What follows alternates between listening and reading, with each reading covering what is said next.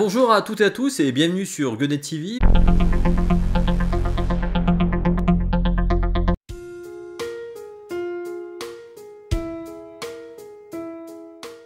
Alors mes petits lapins, à la demande générale, aujourd'hui c'est le retour de la bande dessinée sur Gunnet TV et j'ai choisi un diptyque exceptionnel. 3 petits singes, signé Emilio van der Zuyden, un auteur que j'affectionne tout particulièrement, et pas seulement parce que c'est un amateur de femmes à opulente poitrine. Non, parce que dans la vie, il y a aussi des poitrines normales qui sont tout aussi belles, et ça serait réducteur de cantonner Emilio à ce type de dessin, car vous le voyez à l'écran, pas besoin de commentaires, c'est d'une finesse remarquable, les détails sont à tomber par terre, et surtout, là il est totalement aux commandes de cet album, puisque dans ses précédentes productions, il était associé à d'autres dessinateurs, mais là c'est vraiment son bébé, et je peux vous dire qu'il l'a soigné aux petits oignons. Alors celles et ceux qui connaissent Gunnet TV savent que je ne vais pas spoiler, là je fais défiler des images, mais c'est pour vous montrer le travail de son auteur.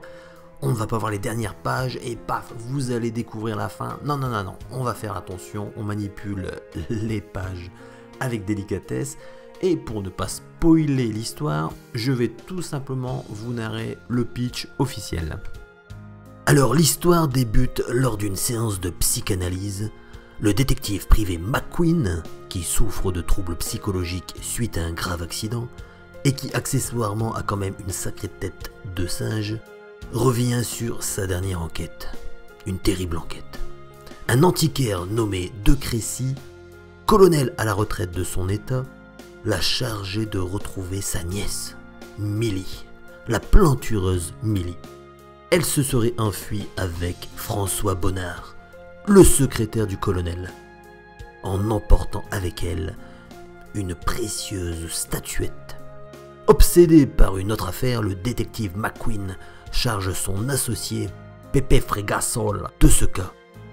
Le soir même, la police lui annonce que Fregasol et Bonnard ont été assassinés dans une chambre d'hôtel de Chinatown. Et ouais, vous êtes là, tranquille, à regarder des vidéos sur YouTube et à lire des BD.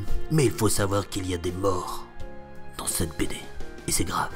Bouleversé par la mort de son associé, McQueen lui achète une belle couronne de fleurs. Mais bon, ça c'est accessoire. En fait, il enquête dans le quartier chinois, sur le lieu du crime en compagnie du fantôme de Fregasol. McQueen découvre une piste pouvant le mener à la statuette.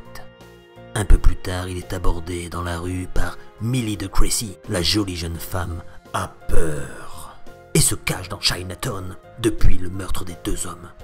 Elle accuse son oncle du double assassinat et d'avoir repris la statuette. Enfer et damnation, un rebondissement. Millie et McQueen sont suivis par un type louche. Il s'agit de Joel Morocco, l'homme de main de Ahmet, un milliardaire qui a acheté la statuette à De Crécy. Mais je n'en dis pas plus, la suite il faudra la découvrir dans les 2 tomes de McQueen qui constituent l'histoire complète des 3 petits singes.